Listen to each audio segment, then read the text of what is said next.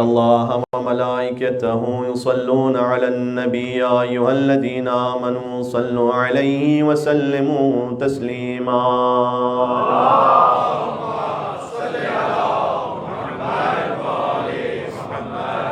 أعوذ بالله من الشيطان الرجيم. بسم الله الرحمن الرحيم. لا حول ولا قوة إلا بالله العلي العظيم. حسبنا الله ونعم الوكيل، نعم المولى ونعم النصير، وبه نستعين وهو خير ناصر ومعين. وصلى الله على رسوله الكريم حبيب إله العالمين سيدنا ونبينا ومولانا بالقاسم محمد.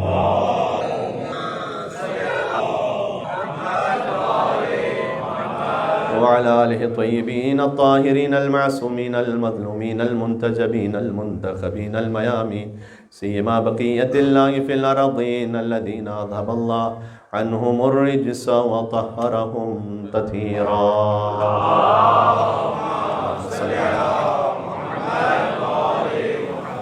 رحمة الله على محبيهم واللعنة الدائمة على أعدائهم أجمعين. دعا امام زمانہ عجل اللہ تعالی فرجہ الشریف. بسم اللہ الرحمن الرحیم. اللہم کن لولیک الحجۃ ابن الحسن صلواتک علیہ وعلی آبائه في هذه الساعة وفي كل ساعة وليا وحافظا وقائدا وناصرا ودليلا وعينا حتى تسكنه أرضك طوعا وتمتعه فيها طويلا.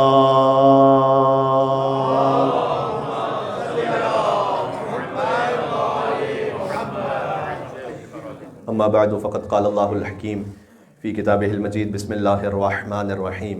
يسألونك عن الأهلة قل هي مواقيت للناس والحج وليس البر بأن تأتوا البيوت من ظهورها ولكن البر من اتقى وأتوا البيوت من أبوابها واتقوا الله لعلكم تفلحون. نعرہ الصلوات. صلی اللہ علیہ وسلم.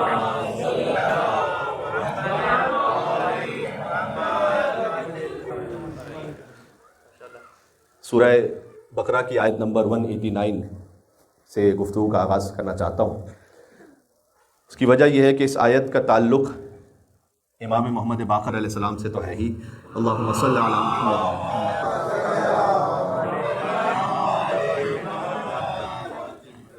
اور اس آیت کا تعلق پانچویں امام کے ساتھ ساتھ چاند کے مسئلے سے بھی ہے.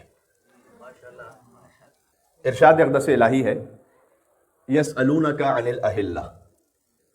یہ اے رسول آپ سے سوال کرتے ہیں چاند کی کیفیت کے بارے میں. قل ہی مواقیت للناس والحج. آپ کہہ دیجئے کہ ہلال اللہ نے اس لیے خلق کیا ہے تاکہ لوگ اپنے عام زندگی کے امور میں وقتوں کا اندازہ کر سکیں، والحج اور حج کی تاریخوں کو طے کر سکیں. ترجمہ پہلے پورا سن لیجئے گا، اس کے بعد انشاءاللہ بات آگے بڑھائیں گے. پھر آگے فرمایا کہ وَلَيْسَ الْبِرُّ بِأَن تَأْتُوا الْبُيُوتَ مِن ظُهُورِهَا. اور یاد رکھو کہ نیکی یہ نہیں ہے کہ گھروں میں ان کی پچھلی جانب سے داخل ہو جاؤ. وَلَكِنَّ الْبِرَّ مَنِ اتَّقَى. نیکی یہ ہے کہ تقوی اختیار کرو. وَأْتُوا الْبُيُوتَ مِنْ أَبْوَابِهَا. اور جب گھروں میں آؤ تو ان کے دروازوں سے داخل ہو. یہاں سے وہاں تک مل کے صلوات بھیجیں محمد و آل محمد.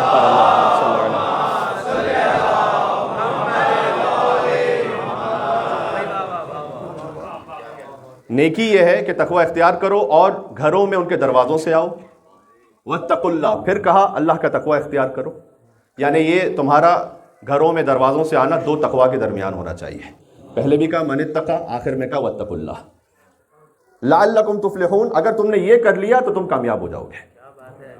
یہ آیت ہلال کے بارے میں۔ اہلہ کا لفظ قرآن میں ایک ہی دفعہ استعمال ہوا ہے، سورہ بقرہ کی آیت نمبر 189 میں۔ اہلہ جو ہے وہ چاند ہلال کی جمع ہے۔ یہ مختلف ہلال کے بارے میں، بہت سے چاندوں کے بارے میں آپ سے سوال کرتے ہیں، تو ان سے جواب دے دیجئے کہ یہ مواقیت للناس والحج، یہ لوگوں کے وقت طے کرنے اور زندگی کے امور کو انجام دینے کے اللہ نے خلق کیا ہے، والحج، اور حج کو متعین کرنے کے لیے خلق کیا ہے۔ ایک بات پہلے سن لیجئے گا کچھ فقہی مسائل سے پہلے، کہ اللہ سبحانہ و تعالیٰ نے جو اسلامی شریعت کا نظام رکھا ہے نا، وہ ایسا رکھا ہے کہ ہر زمانے کا شخص اور دنیا کے کسی بھی مقام میں رہنے والا انسان، چاہے اس تک ٹیکنالوجی پہنچی ہو یا نہ پہنچی ہو، وہ اس پر عمل کر سکے۔ آپ غور کیجئے گا، اللہ تعالیٰ نے جو مہینے ہیں، ہجری کیلنڈر، اسلامی مہینے، اس کا معیار رکھا ہے چاند۔ خود آیت اللہ سیستانی کے دلائل میں سے ایک دلیل کہ کیوں ٹیلیسکوپ سے دیکھا ہوا چاند حجت نہیں ہے بلکہ نیکڈ آئی سے دیکھا ہوا چاند حجت ہے، ان میں سے ایک یہی ہے کہ اللہ سبحانہ و تعالیٰ نے اسے عام لوگوں کے وقت کو متعین کرنے کے لیے قرار دیا ہے، اور ٹیلیسکوپ ہر ایک کے پاس اویلیبل نہیں ہے۔ بات پہنچ رہی ہے؟ بڑی سادہ سی بات ہے بھائی۔ ائمہ علیہ السلام کے زمانے میں تو قطعاً نہیں تھا، اور آج بھی دنیا میں شاید 80% جگہوں کے لیے پاسبل نہ ہو کہ وہ اس کے ذریعے سے چاند دیکھ سکے۔ تو اللہ سبحانہ و تعالیٰ نے آسان طریقہ رکھا ہے، عام طریقہ جس پر سب عمل کر سکے۔ ہاں اتنا ضرور ہے کہ آپٹیکل ایڈ سے، ان کے فتوے کے مطابق آپٹیکل ایڈ سے آپ مون کو تلاش کر سکتے ہیں، لیکن جب آپ اس آپٹیکل ایڈ کو ہٹا دیں تو پھر مون آپ کو نظر آنا چاہیے۔ تلاش کرنے کے لیے آپ اس میں ہیلپ لے سکتے ہیں، لیکن فقط ٹیلیسکوپ سے نظر آ رہا ہو اور اس کے علاوہ نظر نہ آ رہا ہو تو ان کے فتوے کے مطابق حجت نہیں ہے۔ یہ بات یہاں سامنے آ گئی۔ تو اللہ سبحانہ و تعالیٰ نے عام طریقہ رکھا ہے کہ شریعت 1000 سال پہلے والا انسان بھی ہو تب بھی اس پر عمل کر سکے۔ اس لیے اگر ٹیلیسکوپ بھی معیار رہ جائے تو پھر یقیناً ائمہ علیہ السلام کے زمانے میں بہت سارے چاند غلط ہوں گے، 100% ہے۔ مثلا امام تو جانتے تھے یقیناً، لیکن ان کے علاوہ تو کوئی نہیں جانتا تھا۔ اس کا مطلب ہے کہ بہت سارے چاند غلط، بہت ساری شب قدر غلط، بہت سارے دیگر امور غلط، جو طے ہے کہ نیکڈ آئی سے نظر نہیں آ رہے تھے وہ چاند، لیکن آپٹیکل ایڈ سے دیکھا جاتا تو نظر آ جاتے۔ تو اس بنیاد پر بہرحال ان کا فتویٰ یہی ہے۔ اچھا، اس سے آگے بھی اور بات ہے، اللہ تعالیٰ نے نماز کے اوقات کو بھی سورج پہ رکھا، مہینے کی ترتیب کو چاند پہ رکھا، نماز کے اوقات کو سورج پہ رکھا ہے۔ وہ تو ہم یہ کہ سورج کی کیلکولیشن سے آج ٹائمنگ نکال لیتے ہیں، وہ بات الگ ہے۔ اقم الصلاۃ لدلوک الشمس الی غسق اللیل وقرآن الفجر ان قرآن الفجر کان مشہودا، سورہ اسراء کی آیت، کہ نماز کو قائم کرو دلوک الشمس، جب سورج زوال پر ہو۔ یہ ظہر سے نماز کے وقتوں کا آغاز ہے، الی غسق اللیل، رات کے وقت تک، وقرآن الفجر، اور ایک نماز فجر کی۔ ایک جواب کہ شیعہ حضرات 5 نمازوں کو 3 وقتوں میں کیوں پڑھتے ہیں، وہ یہ سورہ اسراء کی آیت ہے۔ اللہ نے 5 نمازوں کا ذکر کیا، 3 وقتوں کا ذکر کیا آیت میں۔ بات پہنچ رہی ہے؟ اللہم صلی علی محمد وعلی محمد۔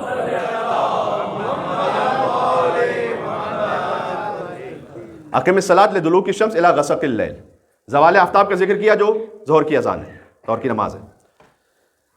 سب سے پہلی نماز جب امام صادق علیہ السلام سے پوچھا گیا کہ کون سی فرض ہوئی تھی، امام نے کہا ظہر کی فرض ہوئی تھی، اور پھر امام نے آیت پڑھی، اس لیے کہ اللہ تعالیٰ نے سب سے پہلے ظہر کی نماز کا ذکر کیا۔ اس لیے جب آپ قضاء عمری پڑھتے ہیں تو فجر سے آغاز نہیں کرتے، ظہر سے آغاز کرتے ہیں۔ ہے آپ کے سامنے اقم الصلاۃ لدلوک الشمس الی غسق اللیل وقرآن الفجر، اور فجر کے وقت کی نماز خاص یہاں قرآن اللہ سبحانہ و تعالیٰ نے پڑھنے کے لیے استعمال کیا ہے، یعنی قرآن فجر کی نماز کی اتنی اہمیت ہے کہ اللہ سبحانہ و تعالیٰ نے اس لفظ کو استعمال کیا، پھر آگے فرمایا کہ ان قرآن الفجر کان مشہودا، اور جو فجر کی نماز کا وقت ہے اس پر فرشتے گواہ ہوتے ہیں۔ اس لیے حدیث میں آیا ہے کہ اگر آپ اول وقت میں فجر پڑھیں تو دن کے فرشتے آ رہے ہوتے ہیں اور رات کے فرشتے بھی جا رہے ہوتے ہیں، لہذا اگر کوئی اول وقت میں فجر پڑھے تو دن کے فرشتے بھی فجر لکھتے ہیں، رات کے فرشتے بھی فجر لکھتے ہیں۔ نماز آپ ایک پڑھ رہے ہوتے ہیں، ثواب 2 مل رہے ہوتے ہیں، نامہ اعمال میں 2 فجر لکھی جا رہی ہوتی ہے۔ بات واضح ہو رہی ہے؟ تو اللہ سبحانہ و تعالیٰ نے نماز کا وقت سائنٹیفک کیلکولیشن پہ نہیں رکھا، بلکہ سورج کی حرکت پہ رکھا ہے، زمین کی حرکت پر کہ جو سورج سے متعین ہو جائے ہاں اس کے بعد ہم نے اس کو کیلکولیٹ کر لیا ٹائمنگز میں اپنی آسانی کے لیے. لیکن یہ مثال کے طور پر کہ ظہر کی نماز کا وقت ہے 12:21, یہ 12:21 اس لیے آپ کے لیے حجت ہے کہ یہ آپ کو دلوک الشمس زوال آفتاب تک پہنچا رہا ہے. معیار اصل میں وہ ہے, معیار 12:21 نہیں ہے. اس کے ذریعے سے چونکہ آپ کو یقین ہو جاتا ہے کہ آپ صحیح وقت تک پہنچ رہے ہیں, لہٰذا آپ اس پر عمل کر لیتے ہیں. بات واضح انشاءاللہ. اسی طریقے سے مثلا اب قربانی کے کچھ فائدے ہیں نجس چیزوں کو طاہر کرنے کے لیے. تو قربانی کا جو معیار رکھا وہ مشہور فقہا کے مطابق مثلا 3.5 بالش بائی 3.5 بالش بائی 3.5 بالش. اب یہ اس لیے رکھا تاکہ یہ ایک سمپل فارمولا رہے. البتہ خیر آیت اللہ سستانی نے اس میں تھوڑی سی کمی کی ہے کہ اس سے کم بھی قرب ہو جائے گا. اور پھر انہوں نے آسانی کے لیے مثلا بتا دیا کہ 384 لیٹرز تقریباً. تو یہ بعد میں جو کیلکولیشن کے ذریعے سے معاملہ طے کیا گیا, اس لیے کہ یہ کیلکولیشن آپ کو اس اصل تک پہنچا رہی ہے. ٹھیک ہے. ایک اور ٹیلیسکوپ کے بارے میں جملہ کہہ دوں. حد ترخص اتنی مسافت کہ جہاں پر پھر نماز قصر ہو جاتی ہے, اس کے لیے قدیم فقہا نے جو سمپل فارمولا بیان کیا کہ آپ کو شہر کی دیواریں نظر آنا بند ہو جائیں. تو اگر آپ ٹیلیسکوپ سے دیکھ رہے ہو تو پھر آپ کو دیواریں نظر آنا بند ہوں گی آپ کے لیے نہیں. اور اس کو بھی چھوڑ دیجیے, آپ 100 کلومیٹر آگے چلے گئے, کوئی فیس بک لائیو پر آپ کو شہر کی دیوار دکھا رہا ہو تو یہ سوال کا جواب ہے کہ فلاں جگہ تو چاند ہو گیا تھا, یہاں کیوں نہیں ہوا. ابھی میں آتا ہوں اس پر, ذرا تمہید بنا رہا ہوں میں. یہاں سے وہاں تک مل کے اور صلوات بھیجے محمد والے.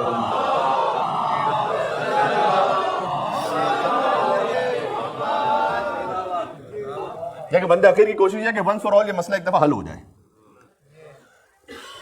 اب اس پہ یقیناً فقہاء کرام کے درمیان اس کی انٹرپریٹیشن میں اختلاف ہے کہ چاند دیکھنا, لیکن ایسے ہی دیکھنا, اس کا کیا مطلب ہے. ایک مختصر سا گروہ فقہاء کا وہ ٹیلیسکوپ سے بھی چاند دیکھنے کو قبول کر لیتا ہے. ان کی پھر اپنی دلیلیں ہیں کہ وہ کیوں کرتے ہیں ایسا. میں اس طرف نہیں جانا چاہ رہا, میں سب بات کر رہا ہوں ایت اللہ سستانی کے فتوے کی. چاند آپ نے دیکھا تو آپ مہینہ شروع کر دیجیے. یہ دیکھنے کا مطلب کیا ہے؟ ہم نے تو اپنے شہر میں نہیں دیکھا, فرض کیجیے. اچھا جب ہم نے اپنے شہر میں نہیں دیکھا تو یہ دیکھ لیجئے کہ آپ کے شہر سے ہم افق شہر میں نظر آیا یا نہیں آیا, جس کا ہورائزن سیم تھا. اب سوال یہ جملہ تو بڑا مشہور ہے کہ ہم افق شہر میں نظر آیا تو چاند ثابت ہو جائے گا, اور یوزولی اس کی مثال سڈنی اور میلبرن دی جاتی ہے کہ سڈنی میں نظر آ گیا, میلبرن کے لیے کافی ہو گیا, جو مثال تقریباً صحیح بھی ہے. لیکن اس کا فارمولا کیا ہے؟ حدیث میں تو کہیں نہیں آیا کہ سڈنی میں نظر آئے تو میلبرن کے لیے ثابت ہے. اگر سستانی نے تو یہ نہیں لکھا ہوا, انہوں نے جو فارمولا دیا, فارمولا ہے کیا جس کی وجہ سے یہ صحیح ہے. اور فارمولے کو اگر آپ سمجھ لیں گے تو بہت سارے مسئلے حل ہو جائیں گے. وہ فارمولا ہورائزن سیم ہونے کا یہ ہے کہ آپ کے شہر میلبرن میں نظر نہیں آیا, لیکن کسی ایسے شہر میں نظر آیا ہے کہ وہاں کا نظر آنا چاند یہ لازمہ بن جائے, یعنی اس کا کانسیکوینس یہ ہو, اس کا لازمی نتیجہ یہ ہو کہ آپ کے شہر میں بھی نظر آ جاتا, وہاں نظر آنے کی وجہ سے, اگر ویدر کلاؤڈی نہ ہوتا. کلیئر ہے؟ یہ ایک شہر میں نظر آیا, یہاں نظر نہیں آیا. اب ہم افق ہیں یہ دو شہر یا نہیں ہے, اس کی ڈیفینیشن یہ ہے کہ جہاں نظر آیا ہے اس کا لازمی ریزلٹ یہ ہوتا کہ یہاں بھی نظر آتا. بٹ یہاں پہ کیوں نہیں نظر آیا؟ اس لیے کہ ویدر کلاؤڈی تھا, وہاں نہیں تھا کلاؤڈی, اس لیے وہاں نظر آ گیا, یہاں نظر نہیں آیا. اس تعریف کو کہتے ہیں دو شہروں کا ہم افق ہونا. اور اگر کسی ہم افق شہر میں چاند نظر آ جائے تو آپ کے لیے چاند ثابت ہو جائے گا. اب ذرا غور کیجئے گا, اس کا کیا مطلب ہے؟ اس کا مطلب یہ ہے کہ ایک شہر میں چاند کا نظر آنا دوسرے شہر میں ثابت کر دیتا ہے. اس کی وجہ یہ ہوتی ہے کہ مثال کے طور پر جو مون ہے اس کی برتھ, اس کے کتنے آورز گزر چکے ہیں, ایک اس کا معیار یہ ہے. لیکن یہ اونلی کرائٹیریا نہیں ہے, یاد رکھیے گا. بعض لوگ کہتے ہیں کہ مول صاحب مون تو جو ہے وہ 27 آورز کا تھا تو کیسے نظر نہیں آئے گا. This is not the only criteria. Moon کی ویزیبلٹی کے لیے نیکڈ آئی سے ایک کرائٹیریا ہے کہ کتنے اس کی برتھ ہو چکی ہے, دوسرا یہ ہے کہ اس کی ایلیویشن کتنی ہے. تیسرا یہ کہ آپ کس جگہ سے دیکھ رہے ہیں، کس ڈگری سے. چوتھا یہ کہ وہ خود سن سے کس اینگل پر ہے. بات واضح ہو رہی ہے؟ یہ ساری چیزیں ملتی ہیں تب جا کر نیکڈ آئی سے ویزیبلٹی ہوتی ہے. ٹھیک ہے. اس کا مطلب یہ ہے کہ بہت ممکن ہے کہ اب میں سڈنی میلبرن کی مثال دے رہا ہوں فقط. بہت ممکن ہے کہ کسی مہینے تو سڈنی اور میلبرن ہم افق شہر بن جائے اور اگلے ہی مہینے مون کی سچویشن ڈفرنٹ ہونے کی وجہ سے سڈنی اور میلبرن ہم افق نہ بنے. یہ ذہن میں رکھیے گا. اس لیے ہم افق ہونے کا ہمیشہ یہ مطلب نہیں کہ ہمیشہ ہم افق رہیں گے. اور ہم افق بھی، یہ ساری باتیں ہوئے ہیں جو میرے پاس ابھی، میں چاہتا تو یہ تھا کہ ان کی کتاب ہی سے پڑھ کے آپ کو سناتا توجہ مسائل جامع سے، جو فارسی کی عبارتیں ہیں، کچھ ہو سکتا ہے پڑھ بھی دوں تاکہ فقیہ کی عبارت بھی پڑھ لی جائے تبرکن. اس کا مطلب یہ ہے، یہ بھی بلکہ تقریباً پاسبلٹی یہی ہے کہ ہم افق شہروں کا ہونا یہ بھی ون سائیڈڈ ہوتا ہے، یوزولی ٹو سائڈ نہیں ہوتا. انہوں نے خود جو آیت اللہ سیستانی نے مثال دی وہ دوں کہ مثلا مشہد میں چاند کا نظر آنا یہ ثابت کر دیتا ہے کہ تہران کے لیے بھی ہم افق ہو گیا وہ، تو تہران میں بھی چاند ثابت ہو جائے گا. لیکن تہران میں نظر آنا مشہد کے لیے ثابت نہیں کرتا. آپ دیکھ رہے ہیں پیچیدگیاں ملاحظہ فرما رہے ہیں آپ. تو یوزولی یہ ون وے ہوتا ہے، ایک شہر دوسرے کے لیے افق ہے لیکن دوسرا شہر پہلے کے لیے افق نہیں ہے. ٹھیک ہے.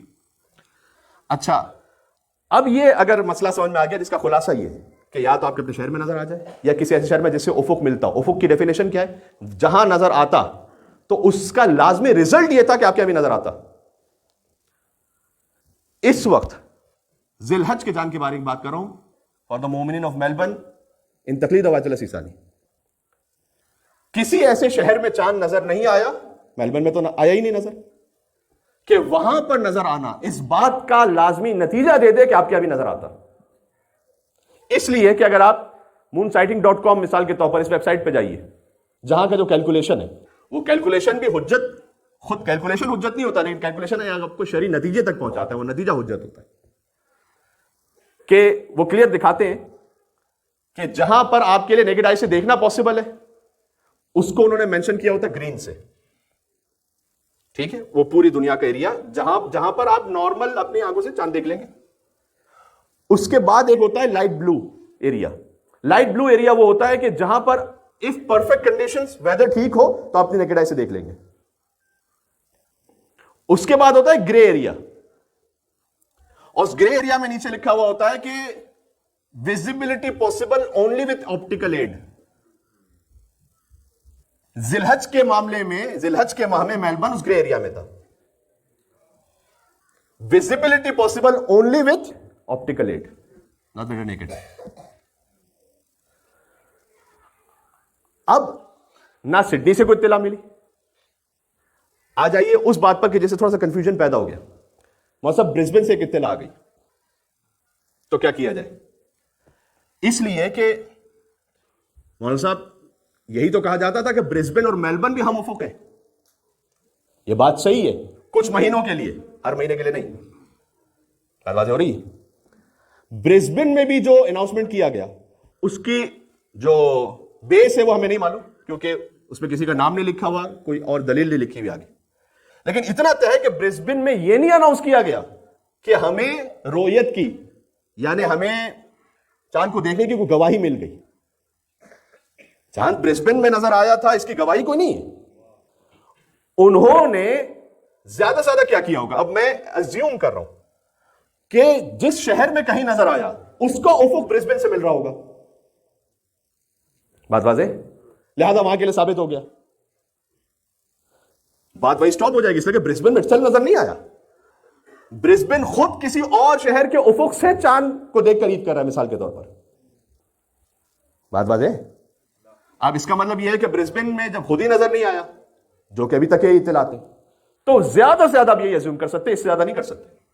تو وہ ہم افق ہونا اس کا کسی اور شہر کے ساتھ، وہ آپ کے لیے حجت نہیں بنے گا میلبرن میں. بات واضح ہو رہی ہے؟ اچھا، یہ تو تھوڑی سی اس کی وضاحت ہو گئی کہ آغا سیستانی صاحب کے فتوے کا مطلب کیا ہے. خود واضح طور پر انہوں نے لکھا ہے. اب کچھ سوالات ہوں گے آپ کے دماغ میں چاہتا ہوں اس کا جواب دے دوں. مولانا صاحب آسٹریلیا بھر میں تو الگ سے عید ہو رہی. جواب ان کی عبارت پڑھتا ہوں. از آنچه ذکر گردید روشن شد کہ مرزها و تقسیمات کشوری و شہری به هیچ وجه در اتحاد افق و عدم آن دخیل نمی باشد. کیا ترجمہ ہے؟ یہ جتنی وضاحت کی گئی جس کو میں نے اپنی زبان میں پیش کرنے کی کوشش کی، اس سے آپ کے لیے سمجھ میں آ گیا ہوگا کہ کنٹریز کی بارڈرز، ایون سٹیز کی بارڈر دخالت ہی نہیں رکھتی چاند کے ہونے یا نہ ہونے میں. یہ تو کنٹریز چھوڑ دے تو شہر لکھا ہے انہوں نے. یعنی فقہی اعتبار سے پاسبلٹی ہے. میں نہیں کہہ رہا کہ پریکٹیکل کتنی دفعہ ہوگا کتنی دفعہ، فقہی اعتبار سے پاسبلٹی ہے کہ ایک شہر بھی آدھا آدھا ڈیوائڈ ہو جائے. بہت لاجیکل ہے بات. یہ شہر کی جو بارڈر ہے یہ کس نے بنائی ہے؟ آج ہم اور آپ نے بنائی. کل چینج ہو جائے گی تو پھر کیا چینج ہو جائے گا چاند کا معاملہ؟ اچھا کنٹریز کی بارڈر ہمارے پاکستان میں اور دنیا میں تقریباً تمام برادران سنت یہی کرتے ہیں کہ فرض کے پاکستان کے کسی بھی علاقے سے چاند نظر آ گیا کہتے ہیں عید ہو گئی. تو اس کا مطلب اگر یہ 1947 سے پہلے ہوتا تو پھر وہاں کا چاند انڈیا میں بھی عید کروا دیتا.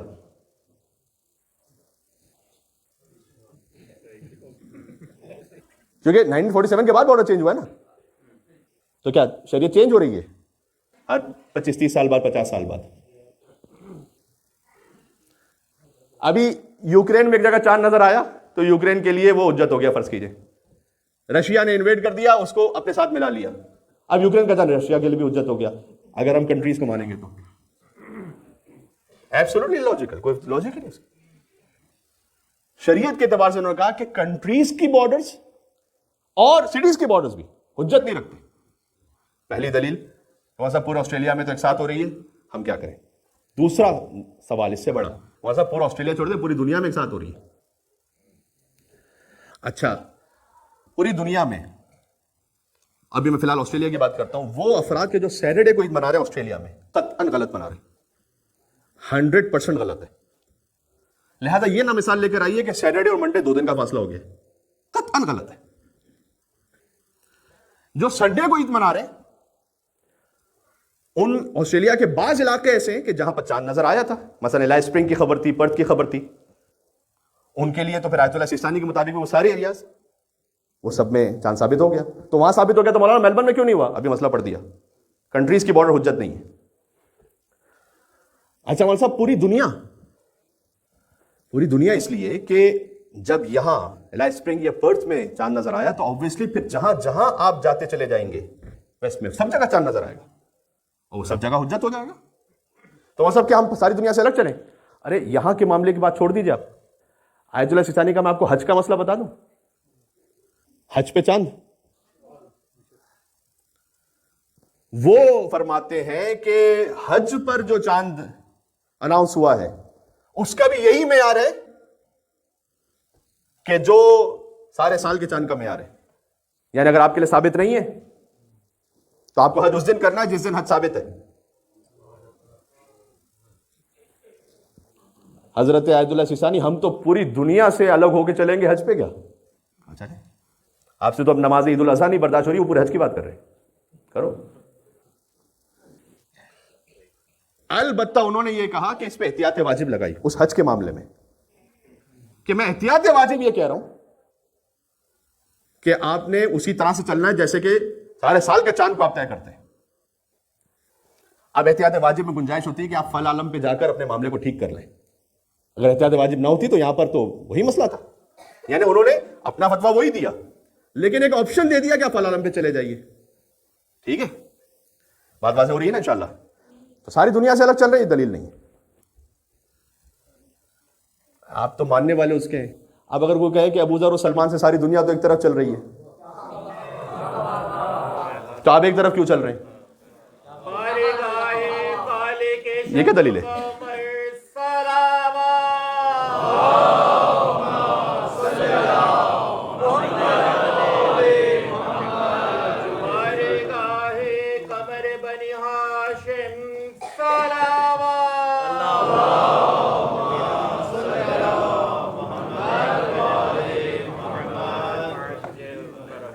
ابھی میں تھوڑی سی بات کرنی ہے مجھے، اور چونکہ موقع مل گیا ہے تو میں بات کرتا ہوں اس پہ. اب ٹھیک ہے، جو آپ کی شرعی ذمہ داری اس پر آپ عمل کریں گے. اگلا سوال فوراً کہ لیکن مولانا صاحب آیت اللہ سیستانی کے فلاں ایک وکیل ہیں، انہوں نے آسٹریلیا میں اناؤنس کر دیا. یہ سارے سوال میں چاہ رہا ہوں اس کے جواب آتے جائیں. پہلی بات،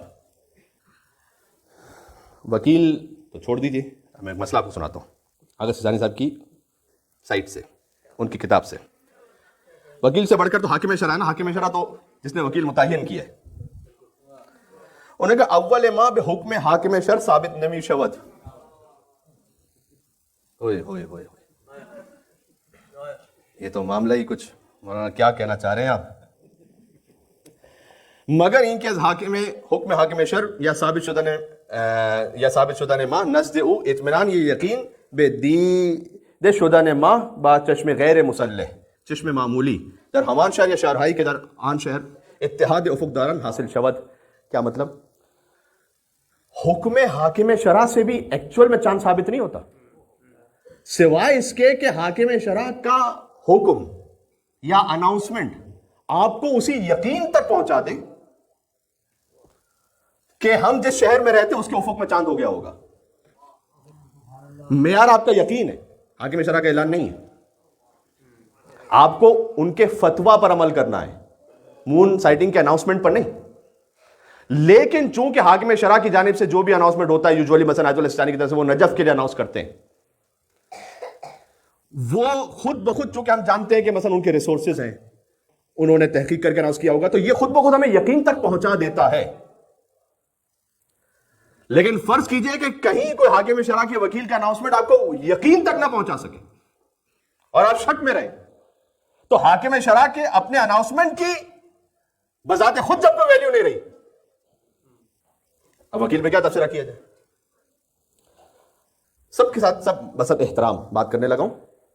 اچھا، جہاں سے اناؤنسمنٹ ہوا تھا وکیل بنتے ہوئے، ان کا تعلق اردو اسپیکنگ کمیونٹی سے تو نہیں ہے، تو ایک بات تو یہ واضح ہے. لیکن میں عرض کرنا چاہتا ہوں، دیکھیں وکیل، وہ ہم بھی بعض چیزوں میں وکیل ہیں، مسئلہ ہے، میں نے کبھی اس کا اظہار نہیں کیا. وکیل کے اناؤنسمنٹ میں وکیل کی کچھ اپنی لمیٹیشنز ہیں کہ جس میں وہ کس شے کا اناؤنسمنٹ کر سکتے ہو، کس کا نہیں، کیا کر سکتے ہو کیا نہیں. بھائی اگر وکیل ہیں، میری اطلاع کے مطابق آیت اللہ سیستانی کی جانب سے کوئی ایسا وکیل متعین نہیں کیا گیا میلبرن میں کہ جو ان کی جانب سے چاند کے اناؤنسمنٹ کرنے لگے. وکیل کا مطلب کیا ہے؟ وکیل کا مطلب ہوتا ہے کہ بھائی آپ فرض کیجئے کہ وجوہات شرعیہ خمس وصول کر سکتے ہیں، بس وکالت یہاں تک ہے آپ کی، اس سے زیادہ نہیں. وکیل کا مطلب یہ تھوڑی ہے. اب مثال کے طور پر میں آپ کو مثال دیتا ہوں. میں یہ کہوں یہاں سے کہ میں آیت اللہ سیستانی کا وکیل ہوں، لہٰذا میں کہتا ہوں کہ یہ علم یہاں سے اتار کے یہاں ہونا چاہیے. آپ کہیں گے قبلہ آپ ہوتے رہے آیت اللہ سیستانی کے وکیل، اس کا تعلق علم کو لگانے سے تھوڑی کہ یہاں لگے گا وہاں لگے گا. آیت اللہ سیستانی کا وکیل ہر چیز میں تھوڑی اناؤنسمنٹ دے سکتا ہے، وہ ان کی پرسنل اناؤنسمنٹ ہوگی، پرسنل ہے. اچھا، فوراً آپ کے ذہن میں سوال آئے کہ جب حاکم شرع کا بھی اناؤنسمنٹ خود حجت نہیں ہے تو مولانا آپ کا اناؤنسمنٹ کہاں سے حجت ہو گیا؟ بالکل صحیح، حقیقت یہی، میرا اناؤنسمنٹ آپ پر حجت نہیں ہے. میرے اناؤنسمنٹ سے جس یقین پر آپ پہنچے وہ یقین آپ کے لیے حجت ہے. اگر فرض کیجیے میرے یقین سے آپ، میرے اناؤنسمنٹ سے آپ یقین پر نہیں پہنچ رہے، آپ کسی اور یقین پر پہنچ رہے ہیں، آپ کے لیے وہ حجت ہے. بالکل، اس میں کوئی تکلف ہے ہی نہیں. میرا اناؤنسمنٹ آپ کے لیے قطعاً حجت نہیں ہے، کسی کا بھی اناؤنسمنٹ آپ کے لیے حجت نہیں ہے. وہ اناؤنسمنٹ اس وقت حجت ہے کہ جب آپ اس اناؤنسمنٹ کے ذریعے سے یقین تک پہنچ جاتے ہیں. بس بات واضح ہو گئی جی. تو آیت اللہ سیستانی کا فرض کیجئے کہ وکیل بنتے ہوئے اگر میں کوئی بات کہہ رہا ہوں تو اس بات کی اتھارٹی بھی تو رکھتا ہوں.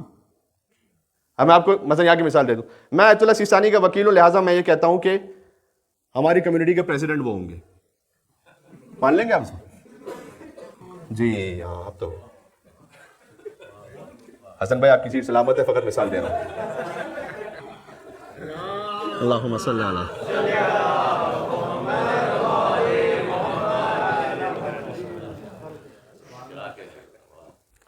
بھائی وکیل ہونے کا مطلب ہے کہ آپ کس چیز میں وکیل ہیں.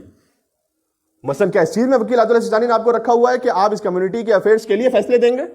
Separate thing. अगर ऐसा है तो दिखाइए कहां लिखा हुआ है, दिखाइए कि आयतुल्लाह सिस्तानी की जानिब से हम वकील हैं चांद अनाउंस करने पर. वरना वो अनाउंसमेंट एक फर्दी अनाउंसमेंट है. अब चाहे उसमें कोई प्रेशर डेवलप करने के लिए कुछ भी लकब लिख दे आगे. बात वाज़ेह हो रही है? एक एक करके चीजें क्लियर हो रही है इंशाल्लाह. अच्छा, एक दो और मसले थे कि जो बड़े ही इंपॉर्टेंट थे. मौलाना साहब, एक और सवाल. अगर वो डेट के जो यहां पीएसपी की जानिब से अनाउंस की गई, उसके बाद जब जो पहली शब आई, जब हमने देखा चांद तो बहुत ज्यादा रोशन था और बड़ा चांद था. ये तो पहली का चांद ही नहीं लग रहा था, ये तो दूसरी का चांद था.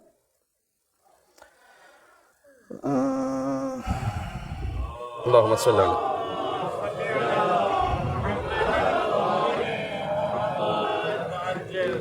अज्जिल फरजहुम.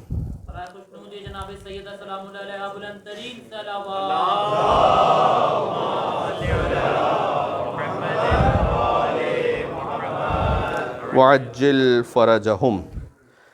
बुलंद बूदन माह, चांद का बुलंद होना यानी एक मामूल की सतह से थोड़ा सा ऊपर है वो चांद, या दीर गुरूब करदन आन, लेट उसका गुरूब होना, क्योंकि पहली का चांद तो जल्दी गुरूब हो जाएगा, दूसरी थोड़ा सा लेट होगी. वह हमीन तो नाजुक न बूदन माह, पतला नहीं है चांद, थोड़ा सा हैवी है. दलील नेमी शवद. फारसी तो अब तक आप समझ ही गए होंगे. फारिग हो गया ये मामला भाई.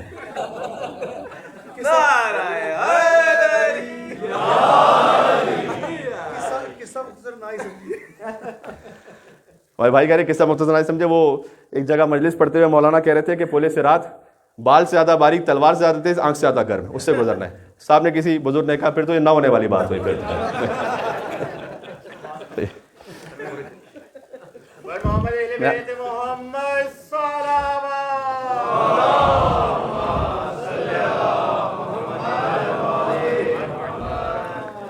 हम चिरीन अगर माह तौक दश्ते बशर, तौक का मतलब होता है खास हल्का बना हुआ, जो पहली शब में शायद ना हो, यूजुअली नहीं होता.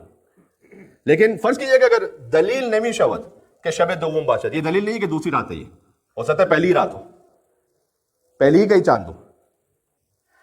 अच्छा मौलाना साहब, हम पहली शब से तो चले ठीक है, आप कह रहे हैं ये तो दलील नहीं हुई, चांद की रोशनी भी ज्यादा है, चांद थोड़ा सा बड़ा भी है, दलील नहीं. क्यों दलील नहीं? मैं आपको बताऊं क्यों दलील नहीं.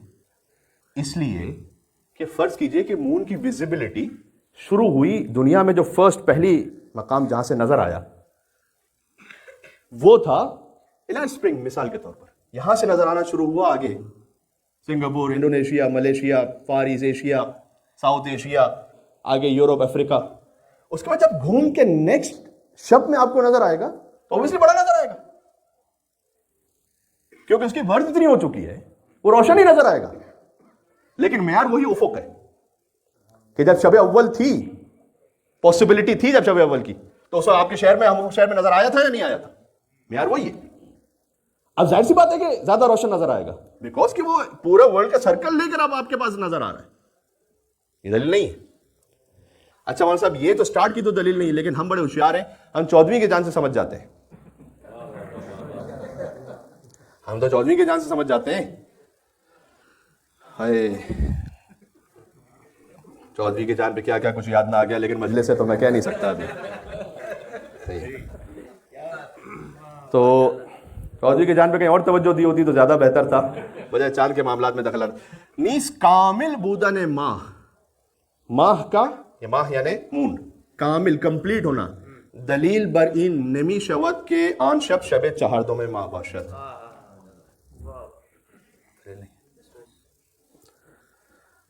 ये मामला हो गया आयतुल्लाह सिस्तानी के मुक़ल्लिदीन के लिए.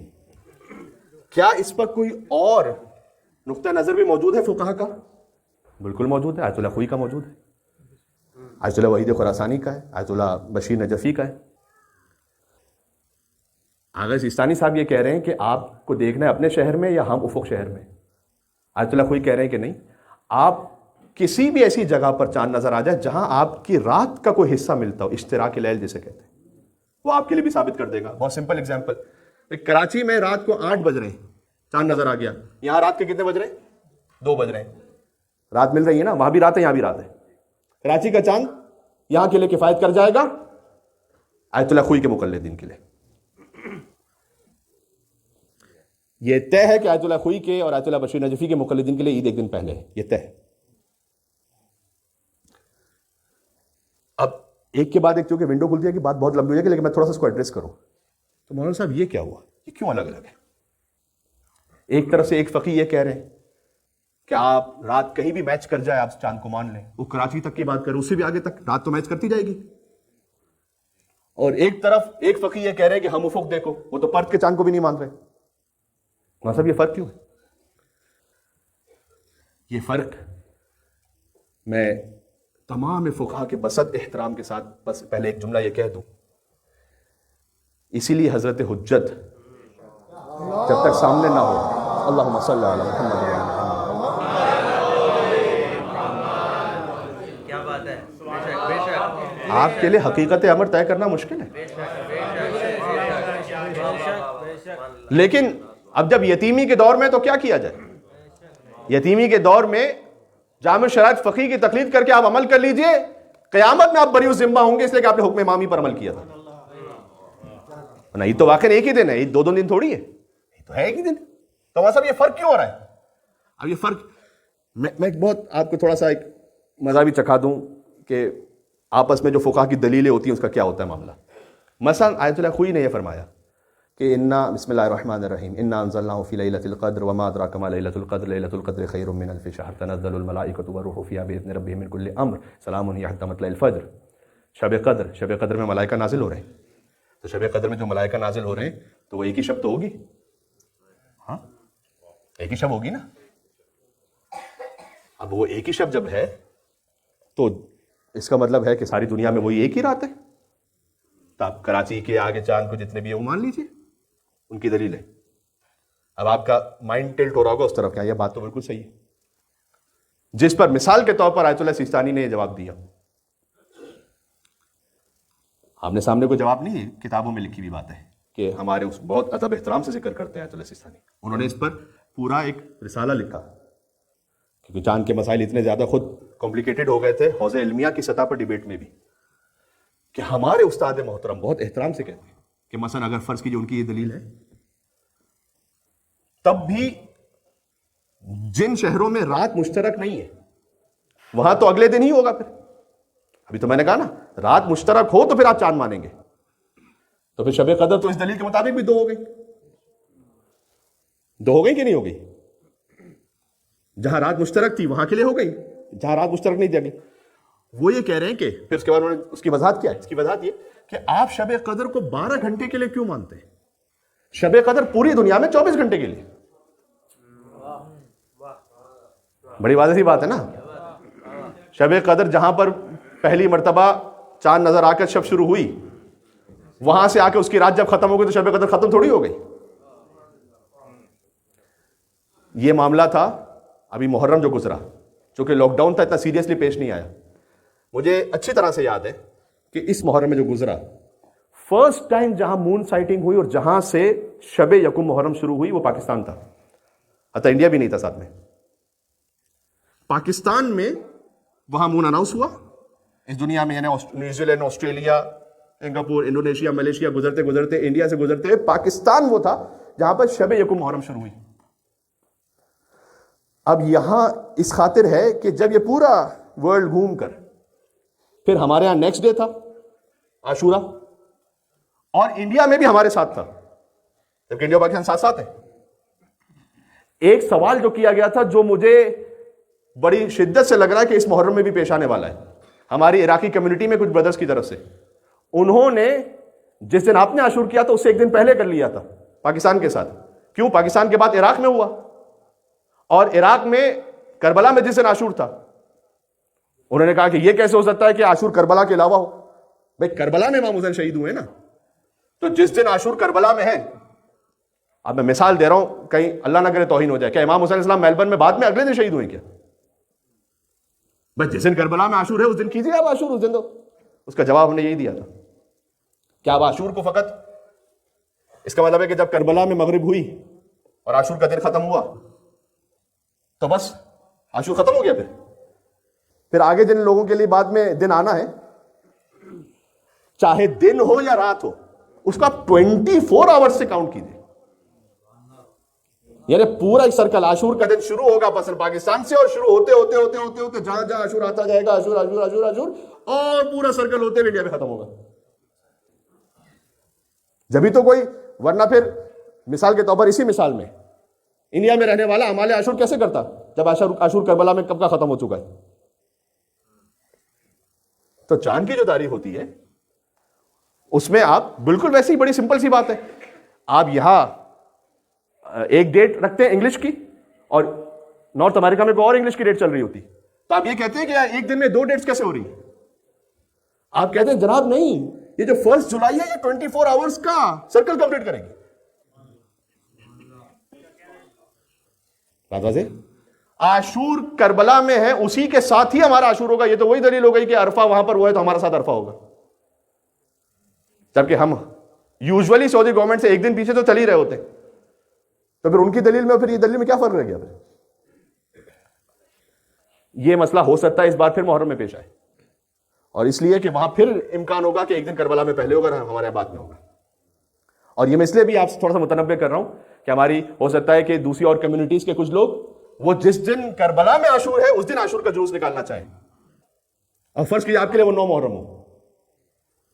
تو چونکہ پہلے تو کووڈ تھا معاملہ, اس لیے جلوس تھا ہی نہیں. فقط ایک بات کہہ رہا ہوں, انشاءاللہ اللہ کرے کہ ایک ساتھ ہی ہو جائے. یہ بات کلیئرٹی ہو رہی ہے انشاءاللہ چیزوں کی. تو بس عزیزان گرامی, اس دلیل کے مطابق کیا ہوا کہ مثلا فرض کی آیت اللہ خوئی نے کہا کہ شب قدر تو ایک ہی رات ہوگی نا, تو آیت اللہ سیستانی نے مثلا کیا جواب دیا کہ وہ ایک رات ہوگی لیکن وہ پورا 24 آور سرکل کر کے ہوگی, جس کے مطابق ہمارے ہم افق ہونے میں جو چاند کا اناؤنسمنٹ اسے وہ پوری ہو جاتی. تو یہ اب میں آپ کو خالی اتنا بتا رہا ہوں, فقہا کے درمیان آپس میں ایک ڈیبیٹ ہے, 2 مختلف اس میں نظریے موجود ہیں. ابھی بات تو بہت وقت ہو گیا, لیکن 1-2 اور کچھ کوشچنز ہیں کہ مولانا صاحب اگر ہم اس ڈیٹ کے مطابق 9 تاریخ کو عرفہ کرتے ہیں تو 9 تاریخ کو کچھ لوگوں کی عید ہے, یعنی سنڈے, لوگوں کی تو عید ہے, اور ہم عرفہ کر رہے ہوں گے, اور عرفہ کا ہم روزہ رکھ رہے ہوں گے, تو چانس تو یہ ہے کہ ہم عید کے دن تو روزہ نہیں رکھ لیں گے. ہاں چونکہ بعض دوسرے فقہا کے مطابق تو آیت اللہ خوئی کے مطابق تو عید ہے نا اس دن, ایک دن پہلے ہے نا. تو آپ یہ کام کیجئے, یہ بھی آیت اللہ سیستانی کا فتویٰ ہے کہ اگر آپ ڈاؤٹ میں آ جائیں کہ اس دن عرفہ ہے یا عید قربان ہے تو روزہ رکھنا مکروہ ہے, یعنی یہاں قلت ثواب مراد ہے. آپ احتیاط کے مطابق پتہ کیا کیجئے, آیت اللہ سیستانی کا آپ مقلد ہیں, آپ سنڈے کو اعمال عرفہ کر لیجئے, کیونکہ ان کے فتوے کے مطابق جو اب تک ہماری اناؤنسمنٹ چاند کے بارے میں ہماری معلومات ہے, میں اس پہ بات کہہ رہا ہوں, اگر آپ اس پہ یقین آ رہا ہے تو آپ مانیں گے, ورنہ نہیں مانیں گے. آپ عرفہ کا دن ہے سنڈے ان کے فتوے کے مطابق, تو آپ اعمال عرفہ سنڈے کو کر لیجئے, روزہ ایک دن پہلے رکھ لیجئے, سیٹرڈے کو رکھ لیجئے. سیٹرڈے کو جو روزہ ہوگا وہ ایک فقی کے مطابق یوم عرفہ ہوگا آیت اللہ خوئی کے مطابق, آیت اللہ سیستانی کے ڈیٹ کے مطابق یوم الترویہ ہوگا, یعنی 8 ذی الحجہ. یوم الترویہ روزہ رکھنا 160 سال کے گناہوں کا کفارہ ہے, ثواب اس میں بھی ہے. سیٹرڈے کو روزہ رکھ لیجئے, اعمال عرفہ سنڈے کو کر لیجئے, تاکہ آپ اطمینان میں آ جائیں کہ میں نے اس دن روزہ نہیں رکھا جس دن روزہ رکھنا حرام تھا, معاملہ حل ہو گیا. سوال جواب کا ویسے آیت اللہ خامنائی کے فتوے کے مطابق آپٹیکل ایڈ سے بھی چاند دیکھا جائے تو کافی ہے. بعض جگہوں سے ہم نے یہ سنا تھا کہ آپٹیکل ایڈ سے انہوں نے دیکھنے کی کوشش کی, تب بھی نظر نہیں آیا تھا. البتہ ہم اس پر مطمئن نہیں ہیں, میرے خیال میں آپٹیکل ایڈ سے نظر آنا چاہیے تھا, اور ایک دن انہیں پہلے ہونا چاہیے اصولاً, پرنسپلی. اب یہ بہرحال آپ جس بات پہ یقین رکھتے ہیں اس کو فالو کر لیجیے. ہاں ایک اور بڑا اہم, اور میں اس پہ بس جا رہا ہوں آگے, سما خراچی کی معافی چاہتا ہوں. مولانا صاحب جب تک یہ ڈاؤٹ میں ہم آتے ہیں کہ بھئی یہ ذی الحجہ کا مہینہ شروع ہوا نہیں ہوا, جب تک آپ ڈاؤٹ میں ہیں آپ ذی القعدہ ہی کا مہینہ مانیں گے آیت اللہ سیستانی کے فتوے پہ اور تمام فقہا کے فتوے پہ. آپ کو نیا مہینہ شروع ہونے کے لیے یا 30 ڈیز ہو جائے یا 29 کے بعد یقین ہو جائے. یقین ہے کسی کو؟ لیکن اگر نیکسٹ ٹائم جو بندے کے پاس چاند نہیں نظر آیا, وقت ختم ہو گیا, ٹائم ختم ہو گیا, تو چاند نہیں نظر آیا اس کو کے مطابق, तो वो शब कदर वो सेल तो नहीं होगी, तो चेंज होगी वो शब शुरू मैं तो पूरा नहीं होगा। साइकिल पूरा हो जाएगा, मैं इसको कभी फिर और समझाऊंगा चूंकि फुका के खिलाफ। लेकिन मैं क्या कहना चाह रहा था, हाँ, जब तक आप यकीन ना हो जाए, यानी 99% 100% जब तक आप ना हो, पहले 95% एहतियातन करें, उस वक्त तक आप नया महीना नहीं मान सकते। तो आप डाउट में जब तक हैं, आप उस महीने का कंप्लीशन मानेंगे कि जिलकद कंप्लीट हुआ 30 पर, फिर शुरू हुआ। ये वाजिब है, बात वाज़ेह इंशाअल्लाह।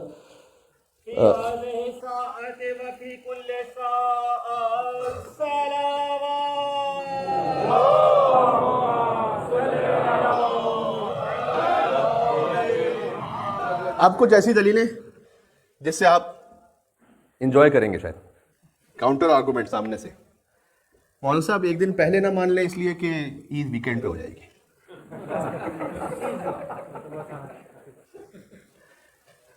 ये दलील दी गई है बाकायदा। और थोड़ा सा बदकिस्मती से मैंने फिर वही कहा, मैं उर्दू स्पीकिंग कम्युनिटी से बाहर के कुछ अफराद की बात कर रहा हूं जो साहिबान इल्म, उनकी जानिब से भी ये दलील आई कि मंडे को अगर ईद हुई तो लोग नमाज ईद में नहीं होंगे, यार संडे को कर लेते हैं। ये सेल्फ एक्सप्लेनेटरी है चीजों। मैंने इस पे छोटा सा एक अपना 2 सेंट्स ये दिए थे कि अगर इस फतवे की वजह से ईद वीकेंड पर हो जाती, यानी क्या, यानी वैसे ना हो रही होती लेकिन इस फतवे को यूज करके अगर हो जाती तो फिर आप मान लेते फिर कि फिर तो बड़ा अच्छा होता कि ईद वीकेंड पर, मौलाना ने ईद वीकेंड पे करवा दी। ये वीकेंड मेरे भाई, अगर संडे को ईद होने की वजह से 1000 लोग होंगे नमाज में और मंडे को ईद होने की वजह से 100 होंगे, 10 होंगे, क्या फर्क पड़ता है? शरई मसला कोई मेरे वीकेंड से बदलेगा क्या? इससे भी थोड़ी सी एक और हल्की दलील, वहां सब थोड़ा पार्टीज रखी हुई थी, वो सारी डिस्टर्ब हो गई है। पता नहीं कौन सी आपने पार्टी रखी थी, हमें तो बुलाया नहीं था आपने, इसलिए कि उस बदला मैं उसका अनाउंसमेंट से ही लेने का इरादा रखता हूं। अरे पार्टी डिस्टर्ब हो जाएगी तो आगा निसारी साहब कह रहे हैं बुरा हज एक तरफ हो जाए, पार्टी हमारी बारबेक्यू की क्या औकात है? उसी एहतियात वाजिब क्या होता है, ये दलील नहीं है। सारी दुनिया अगर किसी एक तरफ चल रही हो, आपके पास दलील शरई है, मुहकम बन कर चलें कि मेरे मौलाना ने हुक्म दिया, मुझे करने पड़ता।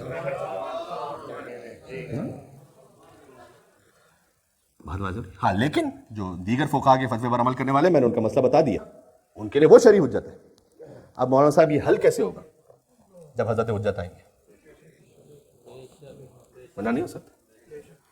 हदीस सुनाओ आपको, हदीस में लम्मा ज़ुरिबल हुसैन मल्ला याज़ुरुल फ़क़ी, जिल्द नंबर 2 सफ़र नंबर 175, जब इमाम हुसैन अलैहिस्सलाम को ज़रबे मारी गई बिस्सैफ, तलवारों से, फसक़ता, इमाम मज़लूम ज़मीन पर गिर गए, थुम्मा तुदिरा, उसके बाद लोगों ने जल्दी करना शुरू की, लयुक्ता रासो, ताकि जल्दी से हुसैन का सर काटे। नादा मुनादिन, वाक़िअन मसाइब है, नादा मुनादिन मिन बुतलानिल अर्श। मौलाना आप ये चांद के मसले में से क्यों पढ़ रहे हैं? उस वक्त इमाम मासूम फरमाते हैं कि अर्श के बतन से निदाई, यानी अर्श की गहराई से निदाई, अला अय्यतुहल उम्मतुल मुतहय्यरा अव्वाल्ला, ए उम्मते सरगर्दान जिसे पता ना हो करना क्या है, ए गुमराह उम्मत। यकीनन ये शियो मुहिब्बों के लिए नहीं बात हो रही, ये जनरल उम्मत की बात हो रही कि ए उम्मते ज़ाल्ला मुतहय्यरा बाद नबीहा, तुम अपनी नबी के बाद गुमराह हो गए हो। अब होगा क्या, चूंकि तुमने हुसैन को इस तरह से मारा है, ला वफ़क़कुमुल्लाहु लिअज़हा वला लिफ़ित्रिन, अब एक दिन अल्लाह तुम्हें नसीब ही नहीं करेगा, ना ईद उल अज़हा ना ईद उल फित्र। ये कत्ल हुसैन की सजा है। मौलाना साहब हमारी तो कोई गलती नहीं, यकीनन आप तो इमाम हुसैन पर रोने वाले, लेकिन कुछ होते हैं आसारे वज़ई जिसमें गलती ना हो ना, पूरे माशरे को सहना है। जुर्म एक जगह हुआ, इसकी हल्की सी मिसाल ये, आप एक जगह से अगर तशरीफ ले जा रहे हैं, कहीं पर फुटपाथ पे चल रहे हैं, आप बिल्कुल सही रेगुलेशंस को फॉलो करते हुए चल रहे हैं, एक कोई ड्रंक आया, उसने अपनी गाड़ी किसी पे मार दी, ڈسیبل ہو گیا کوئی, اللہ سے کہے گا پروردگار میری تو کوئی غلطی نہیں, ہاں غلطی تو نہیں لیکن اس کا اثر وضعی ہے. اب بہرحال اسی ڈسیبلٹی کے ساتھ ہی گزارا کرنا ہوگا, اللہ کا نظام ہے. کچھ چیزوں میں اثر وضعی ہوتا ہے, یعنی ایک ایسا اثر کہ جس میں مسٹیک نہ بھی ہو تب بھی وہ اثر آپ تک پہنچے گا. کیا کیا جائے, جرم ایسا ہوا ہے. تو امام نے کہا کہ تم اضحیٰ اور فطر نہیں کر پاؤ گے, موفق نہیں ہو پاؤ گے, تو پھر کب تک مولا ہمیشہ ایسا ہی ہوگا. ثم قال ابو عبداللہ, امام ابو عبداللہ جعفر بن محمد صادق الاسلام نے ارشاد فرمایا فلا جرم واللہ ما وفقوا, خدا کی قسم یہ کبھی بھی اس بات میں کامیاب نہیں ہوں گے کہ فطر اور اضحیٰ کو درک کر سکیں, ولا یوفقون, نہ کبھی درک کر سکے ہیں نہ کر سکیں گے, حتی یأثر ثائر الحسین, یہاں تک کہ حسین کا انتقام لینے والا آ جائے, آخری حجت آ جائے, تب یہ ہو جائے گا. بات واضح ہو گئی. تو اس کا ایک فقہی پہلو ہے, اس کا ایک عقیدتی پہلو ہے. ہمیں اس وقت کیا کریں؟ میں نے کہا جو یتیمی کے دور میں پیدا ہوتا ہے اس کے لیے پھر امام نے حکم یہ دیا کہ تم یتیمی کے دور میں, غیبت کے دور کو کہہ رہا ہوں, غیبت کے دور واقعی یتیمی کا دور ہے, ہمیں احساس نہیں اس بات. اس کے لیے ہے کہ وہ جامع شرائط فقہی کے فتوے کو فالو کر لے, یا تو خود مجتہد بن جائے, پڑھے پھر 30,000 حدیث, پڑھے 6,666 آیتیں, خود تحقیق کر کے پھر اصول بنا لے. نہیں کر سکتے فالو دا اسپیشلسٹ, اسپیشلسٹ اس مرجع تقلید. ٹھیک ہے, انشاءاللہ اچھی طرح سے یہ ایک امر واضح ہو گیا ہوگا. گرامی وقت تو پورا ہی گزر گیا. میں تو فقط اتنا کہوں گا کہ جیسے امام کی شہادت کی مجلس میں آپ جمع ہوئے, وہ یہ فرماتے تھے کہ میرے جد حسین کو ایسے مارا گیا جیسے رسول اللہ نے جانوروں کو مارنے سے بھی منع کیا تھا. کیا کچھ پڑھوں امام محمد باقر علیہ السلام کے سلسلے میں. کیفیت ایسی ہو چکی ہے, زیارت عاشورہ تعلیم کردہ امام محمد باقر علیہ السلام ہے. شب جمعہ ہے آج. السلام علیکم یا ابا عبداللہ وعلی الارواح التي حلت بفنائک. سلام ہو ابا عبداللہ پر اور ان روحوں پر جو حسین کے آستانے پر آ کر تحلیل ہو گئے, فنا ہو گئے, یعنی اصحاب حسین پر ہمارا سلام ہو. وعلی الارواح التي حلت بفنائک علیک منی سلام اللہ ابدا ما بقیت وبقی اللیل والنہار. اور اے مولا آپ پر سلام ہے, علیک منی سلام اللہ. اس کو کبھی اور تفصیل سے سناؤں گا. زیارت عاشورہ پڑھنے والا کس مقام پر پہنچ گیا, اس کا ترجمہ جانتے ہیں, مولا میری جانب سے آپ پر اللہ کا سلام ہے. امام حسین علیہ السلام سے آپ کہہ رہے ہیں سلام اللہ علیک منی سلام اللہ, میری جانب سے آپ پر اللہ کا سلام. میں کون ہوتا ہوں, میں کون ہوتا ہوں؟ اللہ کا سلام پہنچانے والا امام حسین. لیکن چونکہ آپ ظاہر امام حسین ہیں نا, زیارت عاشورہ پڑھ رہے ہیں, اس لیے آپ ہیں اس قابل کہ آپ کہیں یہ کہ میری جانب سے اللہ کا سلام ہو اے حسین آپ پر, ما بقیت, جب تک میں باقی ہوں, وبقی اللیل والنہار, جب تک دن اور رات باقی ہیں, ولا جعلہ اللہ آخر العہد منی لزیارتکم, اور اے پروردگار اب آپ اللہ کی زیارت کو میری آخری زیارت نہ قرار دینا. تو پھر مولا اب آ کر تڑپ کے کہتے تھے السلام علی الحسین وعلی علی ابن الحسین وعلی اولاد الحسین وعلی اصحاب الحسین. امام باقر فرماتے تھے کہ جو اس زیارت کو پڑھے 100 درود 100 لعنت کے ساتھ, پھر ایک دعا بھی ارشاد فرمائی, اس دعا کے ساتھ پڑھے, 2 رکعت نماز پڑھے. امام نے کہا کہ میں ضمانت لیتا ہوں کہ وہ حسین کے ہم رکاب, ایسا جیسے کربلا میں شہید ہوئے. یہ مقام ہے, سبحان اللہ. اس نے حسین کے ہم رکاب جہاد میں حصہ لیا. یہ ائمہ علیہ السلام کے اصحاب کی معرفت تھی کہ وہ پلٹ کر اعتراض نہیں کرتے, پوچھتے نہیں تھے کہ مولا میں فقط ایک زیارت پڑھ لوں تو ثواب میں شریک ہو جاؤں گا, یہ کیسے ہو سکتا ہے؟ بس امام نے ضمانت لے لی, کافی ہے. امام کہتے تھے کہ جو میرے جد حسین کو یاد کرے اور پانی پی رہا ہو, اللہ اسے 70,000 نیکی عطا کرتا ہے. یہ اصحاب ائمہ کی معرفت تھی کہ پلٹ کر اعتراض نہیں کرتے تھے, وہ جانتے تھے کہ یہ حجت اللہ البالغہ ہے. السلام علیکم باقر علوم النبیین. فقط انبیاء, فقط عام علم نہیں, انبیاء کے علوم کو شکافتہ کرنے والے اے میرے مولا محمد باقر, آپ پر سلام ہو. اور مولا یقیناً راضی ہوں گے کہ چونکہ مولا نے ان شرعی احکامات کی سب سے زیادہ ترویج فرمائی. تو آج جس مسئلے پر بات ہو گئی، اور میں چاہتا یہ ہوں، اللہ اکبر، شب جمعہ ہے، میں آؤں گا امام محمد باقر علیہ السلام ہی کے مصائب پر. ایک جملہ سن لیں یہاں پر، کربلا کے چشم دید گواہ کی شہادت کی مجلس ہے. یعنی وہ گواہ جس نے سکینہ کو تماچے لگتے ہوئے دیکھے ہیں، وہ گواہ جس نے زینب کے سر سے چادر چھنتی ہوئی دیکھی ہے، وہ گواہ جس نے حسین پر خنجر چلتا ہوا، مولا اس وقت کربلا میں موجود تھے. اب ذرا غور کیجئے گا، 4 برس کی سکینہ کو تو اتنے تماچے لگے کہ چہرے کا رنگ بدل گیا. میں نہیں جانتا 3 برس کے محمد باقر کو کتنے تماچے لگے. جانتے ہیں کس امام کی مجلس میں موجود ہیں؟ سمجھ میں آ رہا؟ آپ کی صدائیں بلند ہو رہی ہیں، کیا کہنا آپ کا. اللہ تعالیٰ آپ کو رونے رلانے والوں میں شمار فرمائے. اللہ تعالیٰ آپ کا نام عزاداروں میں شامل فرمائے. اللہ تعالیٰ آپ کی آوازوں پر رحمت نازل فرمائے. یہ میری اپنی دعائیں نہیں ہیں، جب امام سجدے میں جاتے تھے تو دعا فرماتے تھے، پروردگار ان چیخوں پر رحم فرما جو ہمارے غم میں، جن کے کلیجے جل جاتے ہیں اور پھر فریاد بلند کرتے ہیں وہ. اللہ اکبر. مجھے نہیں معلوم امام محمد باقر علیہ السلام کو کتنے تماچے مارے گئے. ایک اور جملہ بھی سن لیجئے گا، اگر ایک بچہ 3 سال کا بھی ہو، اس کے سامنے اس کے باپ کو مارا جائے، ہمارا آپ کا بچہ ہو برداشت نہیں کر سکتا، جہاں امام وقت ہو، حجت خدا ہو. اب سوچو جب باقر کے سامنے کوئی سجاد کو تازیانہ مارتا ہوگا. ہمارے چھوٹے چھوٹے بچے نہیں برداشت کر سکتے کہ ان کے سامنے ان کے باپ کو مارا جائے، ہاتھ اٹھایا جائے. اور محمد باقر دیکھ رہے تھے کہ ان کے باپ کی پشت پر کربلا کی تاریخ رقم ہو رہی تھی تازیانوں سے.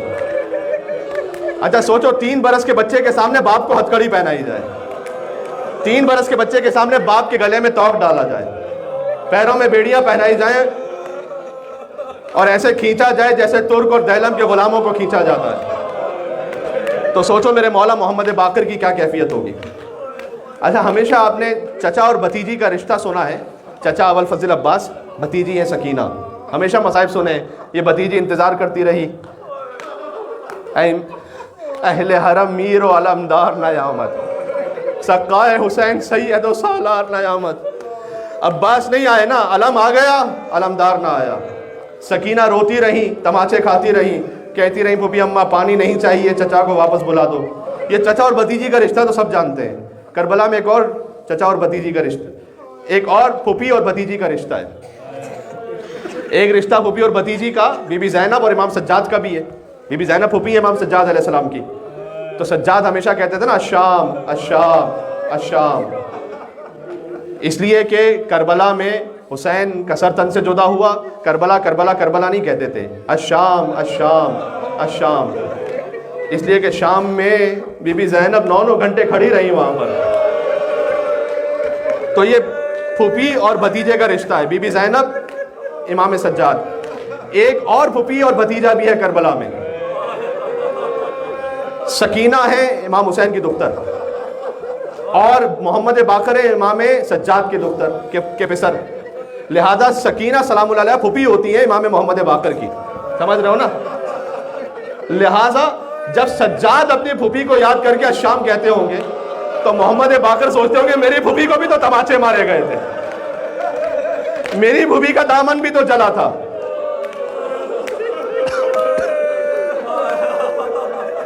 خدا کسی غم میں نہ رلائے آپ کو. مولا محمد باقر کے صدقے میں حاجات کو پورا فرمائے. شب جمعہ ہے، آج حسین کی ماں فاطمہ زہرا کربلا میں حاضر ہے. آج 1,24,000 انبیاء کربلا میں حاضر ہیں. آج وہاں وہ زیارت پڑھ رہے ہیں، السلام علیکم یا وارث آدم صفوت اللہ یا وارث نوح نبی اللہ. آج حسین کی ماں جب وہاں حاضر ہیں، جانتے ہو نا سید مہدی بحر العلوم سے کہا گیا، شب جمعہ تھی کہ شہزادہ علی اکبر کے مصائب پڑھ دے حرم امام حسین میں. کہ میں پڑھ تو دوں گا، مستورات میں سے کوئی حسین کی ماں کو سنبھال سکتا ہے وہاں پر؟ عزیزوں گریہ ہو گیا. مجھے مکمل کرنی ہے بات آہستہ آہستہ آگے بڑھا رہا ہوں. جب ملا عباس مازندرانی نے حضرت علی اکبر کے مصائب پڑھ دیے وہاں پر اور خواب میں امام حسین کو دیکھا، مولا نے کہا ہے ملا عباس تیرا شکریہ، تو نے آ کر مجھے میرے لال کا پرسہ دیا، لیکن آئندہ کبھی شب جمعہ میرے حرم میں علی اکبر کے مصائب نہ پڑھنا۔ میں نے کہا مولا کیا میں نے غلط پڑھا، مجھ سے خطا ہو گئی؟ کہا نہیں تو نے ٹھیک پڑھا، لیکن ہر شب جمعہ مدینہ سے میری ماں فاطمہ زہرا میری زیارت کو آتی ہے، جب سے تو نے اکبر کے مصائب پڑھے فاطمہ زہرا کو غش آ گیا۔ شب جمعہ عزیزوں عجب رات ہے، جہاں جہاں تک آواز جا رہی ہے میرے سارے یا حسین کہہ کے دل پر ہاتھ مارتے رہنا۔ آج شب جمعہ حسین کا پرسہ اور محمد باقر کا پرسہ دینا ہے، ان کی ماں فاطمہ زہرا سلام اللہ علیہا کو جب امام باقر کو زین میں زہر دیا گیا۔ یہ وہ امام ہے، اکثر ائمہ کو انگور میں زہر دیا گیا، لیکن امام کو زین میں زہر لگا کر امام سے کہا کہ اس پہ سواری کیجیے آپ، اور امام جب سوار ہوئے تو امام کے قدم مبارک سے وہ زہر ان کے جسم میں سرایت ہونا شروع ہوا۔ ایک مداح سے میں نے تعبیر یہ سنی ہے کہ امام اس زہر سے ایسے تڑپ رہے تھے جیسے مچھلی کو پانی سے نکال دیا جائے۔ شدت زہر سے مولا تڑپتے رہے یہاں تک کہ آخر میں وصیتیں فرمائی۔ حشام ابن عبد الملک اللعین نے امام کو زہر دیا ہے۔ 7 ذی الحجہ 114 ہجری امام کی شہادت ہے، آپ شہادت کی مجلس میں آپ تشریف فرمائے۔ امام کو جب زہر دے دیا گیا، وقت آخر بالکل آ چکا تھا، امام نے کہا کہ اے بیٹا جعفر صادق، مجھے اس لباس کا کفن دینا جو میں نے پہن کر ساری زندگی جس سے نماز پڑھی ہے۔ مولا کفن کی وصیت تو فرما گئی آپ نے کر لی، اس لیے کہ موقع تھا، آپ نے کفن کے بارے میں وصیت کر لی۔ حسین کیا وصیت کرتے ہیں؟ حسین نے کہا بیٹا سجاد، کوئی میرا چاہنے والا مل جائے اسے کہنا ٹھنڈا پانی جب پینا تو یاد کرنا تمہارا مولا پیاسا ہو۔ او سمیتم بے غریب او شہید فانتبونی، اور جب بھی کسی غریب کا ماتم کرنا ہو یاد رکھنا تمہارا مولا سب سے غربت پہ مارا گیا۔ حسین کی وصیت یہ تھی کہ بیٹا جعفر صادق میری قبر پر ایک چراغ جلا دینا، یہ امام کی وصیت ہے، تاکہ قبر کے اطراف میں روشنی رہے۔ اے مولا، آپ نے یقیناً وصیت فرمائی اور اس وقت وہ قبر روشن ہو گئی ہوگی، لیکن آج امام کی قبر مسمار بھی ہے، وہاں اندھیرا بھی ہے، تاریکی بھی ہے۔ جنت البقیع میں امام حسن جو مولا محمد باقر کے نانا ہوتے ہیں، امام زین العابدین جو امام کے بابا ہوتے ہیں، امام محمد باقر، امام جعفر صادق، 4 قبریں ہیں، چاروں مسمار۔ اور اس میں سب سے زیادہ غربت میں امام باقر کیوں ہے جانتے ہو؟ اس لیے کہ امام باقر کی شہادت آتی ہے 7 ذی الحجہ کو، تو جو حتیٰ شیعہ حاجی بھی ہوتے ہیں، ایران سے آئے ہوئے، عراق سے آئے ہوئے، کچھ پاکستان سے گئے ہوئے، وہ جنت البقیع جاتے ہیں، لیکن حج کے سلسلے میں 7 ذی الحجہ تک تقریباً سارے مکہ پہنچ چکے ہوتے ہیں۔ 7 ذی الحجہ کو کوئی نہیں ہوتا مولا محمد باقر کی قبر پر، کوئی بھی نہیں ہوتا۔ ایک مداح کہہ رہے تھے دعا کرو جب مدینے پہنچو تو دن کی روشنی میں پہنچو، رات میں نہ پہنچو، اس لیے کہ دن کی روشنی میں سب ایک جیسا نظر آتا ہے، جب رات میں پہنچتے ہو تو ایک جگہ اجالا ہے، ایک جگہ تاریکی ہے۔ اچھا کوئی مجھ سے کوئی بچہ پوچھے کہ مولانا جنت البقیع میں آپ نے نام لیا امام حسن کی قبر، امام زین العابدین کی قبر، امام محمد باقر علیہ السلام کی قبر، امام جعفر صادق علیہ السلام کی قبر، تو آپ نے بی بی فاطمہ کا کیوں نہیں کہا؟ تو میں اسے بتلا دوں کہ بیٹا بی بی فاطمہ کی قبر کا پتہ نہیں ہے کہ وہ کہاں پر ہے، رسول کی بیٹی کی قبر کا پتہ نہیں ہے۔ بس عزیزوں آپ نے گریہ کر لیا، مصائب ہو گئے۔ امام محمد باقر علیہ السلام کی شہادت ہوئی، امام جعفر صادق علیہ السلام نے غسل و کفن دیا، جنازہ پڑھا، جس کا وارث زندہ ہو یہ اہتمام ہو جاتا ہے۔ لا یوم کا یوم الحسین، حسین جیسا کسی کا دن نہیں ہے کہ بیٹا سامنے موجود ہو، باپ کی پامال لاش کو چھوڑ کر جا رہا ہو اور کہہ رہا ہو کہ اماں انہوں نے اپنے لاشیں تو دفنا دی ہیں، میرے بابا کا لاشا دفنانے والا کوئی نہیں ہے۔ کیا اس پورے بن میں کوئی حسین کو مسلمان بھی نہیں سمجھتا؟ امام باقر کو احترام کے ساتھ دفن کر دیا گیا، لیکن مولا 8 شوال وہ موقع بھی آیا کہ آپ کی قبر کو پامال کیا گیا۔ 4 ائمہ کی قبریں پامال ہوئی۔ آخری جملہ کہنے لگا ہوں، شب جمعہ یا حسین کہہ کر میرے ساتھ رو سکو۔ 4 ائمہ کی قبریں پامال ہوئیں، لیکن لاشا فقط ایک امام کا پامال ہوا۔ جب دائیں طرف کے گھوڑے بائیں طرف دوڑ گئے، جب بائیں طرف کے گھوڑے دائیں طرف دوڑ گئے، ایک بہن دلِ زینبیہ سے دیکھ رہی تھی اور فریاد کر رہی تھی، نانا صلی علیک ملائکۃ السماء، آپ پر آسمان کے ملائکہ نے نماز پڑھی، وہذا حسین مرمل بالدماء، یہ آپ کا حسین ہے جو خون میں گلتا ہے۔ ظالموں نے حسین کی لاش کے اتنے ٹکڑے کیے، بیٹی پہچان نہ سکے۔ بابا تم کہاں ہو بابا؟ آواز آئی الیہ الیہ یا بنیا، اے میری سکینہ ادھر آ جا. جب سکینہ آخری جملہ سکینہ پہنچی, سینے پر جگہ نہیں تھی سو سکے, بچی نے باپ کے قدموں پر سر رکھا. شام غریبہ سکینہ حسین کے قدموں پر سوئی.